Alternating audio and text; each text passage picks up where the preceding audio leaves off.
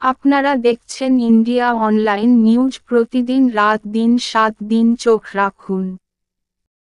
নির্বাচন যাতে শান্তিপূর্ণভাবে এবং সন্ত্রাসমুক্ত পরিস্থিতিতে হতে পারে, আমার মনে হয় সেটা হচ্ছে সব থেকে বড় প্রশ্ন। কারণ বিগত পঞ্চায়েত নির্বাচনের অভিজ্ঞতা সেটা মারাত্মক।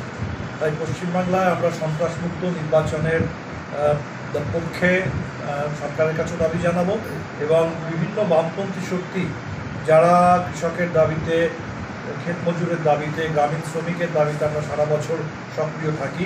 আমি চাইব যে পশ্চিমবাংলা পঞ্চায়েত নির্বাচনে ব্যাপক বামপন্থী শক্তির মধ্যে যেন পারস্পরিক বোঝাপড়া হতে পারে, যাতে পঞ্চায়েত নির্বাচনে গ্রামের মানুষ, খেটে খাওয়া মানুষ, তারা তাদের যে দাবি, তাদের যে বিক্ষোভ, সেটাকে তুলে ধরতে পারে।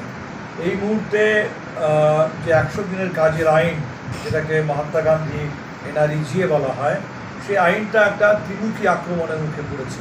কেন্দ্রের সরকার যে আক্রমণটা নামিয়ে এনেছে, 1 নম্বর হচ্ছে আন্ডার ফান্ডিং, তার বাজেট কেটে দেওয়া হয়েছে এবং পশ্চিমবাংলার মতো রাজ্যের ক্ষেত্রে বিভিন্ন দুর্নীতির অভিযোগ তুলে অন্যায়ভাবে কেন্দ্রের সরকার এখানে পেমেন্ট আটকে রেখে দিয়েছে, যার ফলে পশ্চিমবাংলার গ্রামাঞ্চলের শ্রমিকরা তারা ক্ষতিগ্রস্ত হচ্ছে, তারা পেমেন্ট পাচ্ছে না।